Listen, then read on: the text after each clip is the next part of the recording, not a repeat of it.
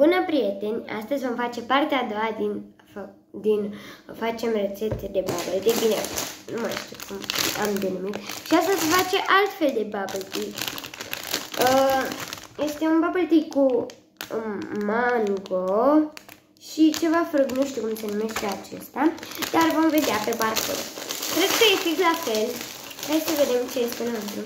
Avem același pai și avem aici tot acest borcănaș cu bobițe, știți, din cel trecut, și acest lichid. E fix ca acesta din celălalt set. Numai parcă ăsta e mai închis, mai deschis.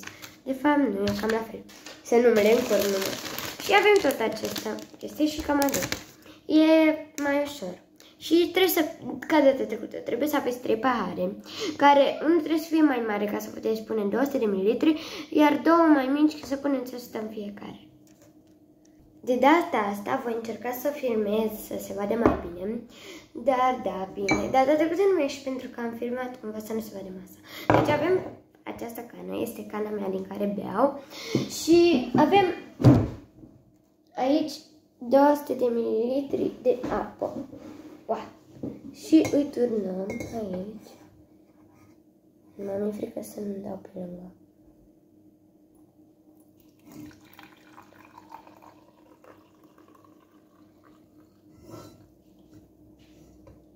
Ok, i-am pus aici.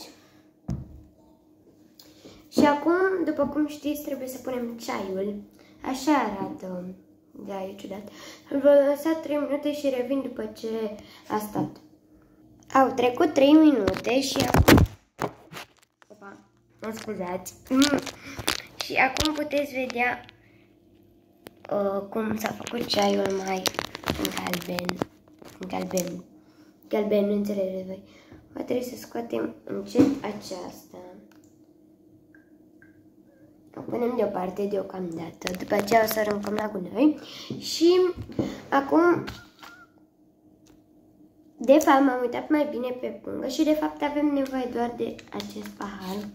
Am încurcat eu. Pentru că acum nu mai facem 2, facem doar 1 și... Da. Acum că... da. Am zis, doar 200 de ml într-o cană. Punem sucul, ca de obicei, de asta să iau o farfecă. Avem foarfeca, după cum puteți vedea, și, cum v-am zis, trebuie să lăsați tot lichidul în jos și să tăiați.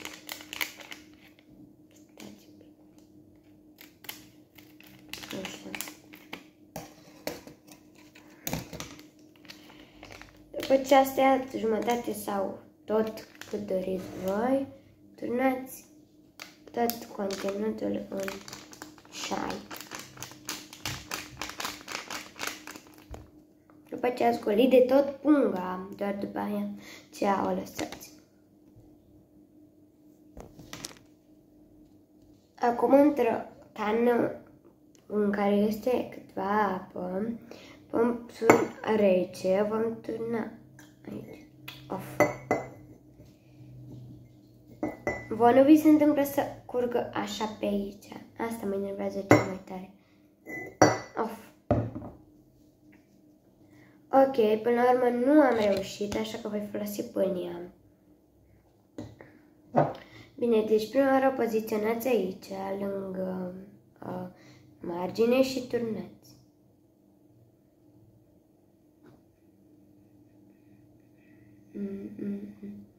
Și așa merge foarte bine. E cam destul cât am pus. Bine, voi nu o să puteți prea vedeți cât am pus pentru că partea aia se unește cu pâinea. Și acum, uitați-vă, cam așa ar trebui să arate deocamdată.